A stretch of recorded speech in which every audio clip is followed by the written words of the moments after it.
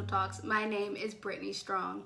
In November of 2023, it was announced by New York City Mayor Eric Adams that citywide budget cuts were to be implemented in early 2024, a decision that will have a widespread effect on the city.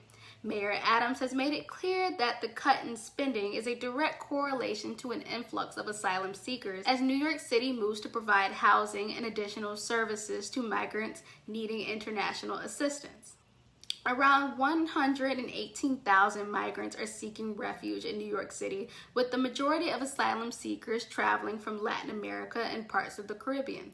This influx comes after Texas Governor Greg Abbott has continuously moved migrants who have crossed the U.S.-Mexican border to other locations since early 2022.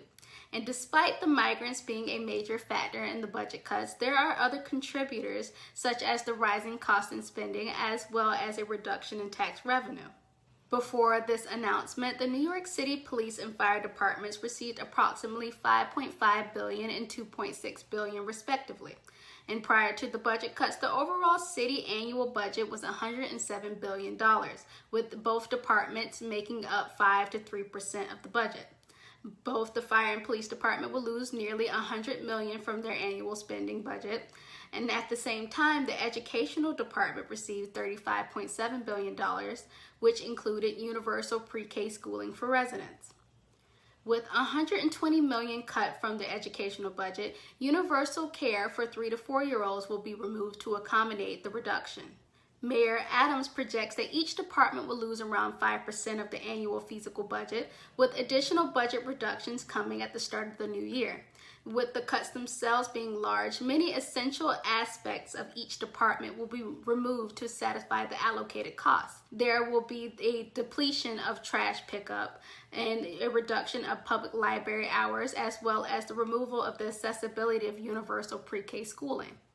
Mayor Adams has worked to ensure New York residents that government employees will not be affected in the reduction. However, there will be a hiring freeze with many employable spots remaining open, which could affect the workload of the current government employees. However, it seems that the majority of the budget cuts will impact New York City residents, with children's summer programs changing hours and losing a full 5 days of activity, and public libraries closing on Sundays. The police department will also have to halt in the recruitment and academy until further planning is made.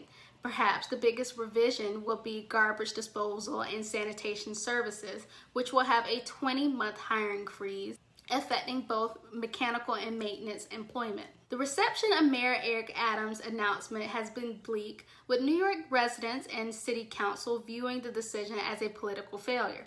The City Council Finance Chair and Speaker Adrian Adams released a statement in response to the budget cuts, stating that Mayor Adams encapsulating the cuts as a migrant issue absolves the office of their shortcomings.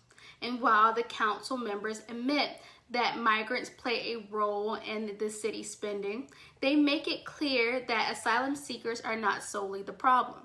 City Council Speaker Adrian Adams suggested in a recent statement that there are other ways for the council to afford current budget without making significant cuts.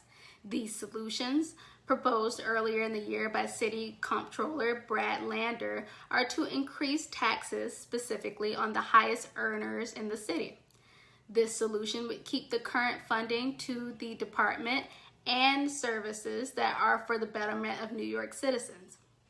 However, raising taxes could have drawbacks of its own by potentially alienating wealthy residents, which could result in them leaving the state entirely. New York City is the most populated city in the United States, with 8.4 million people residing there.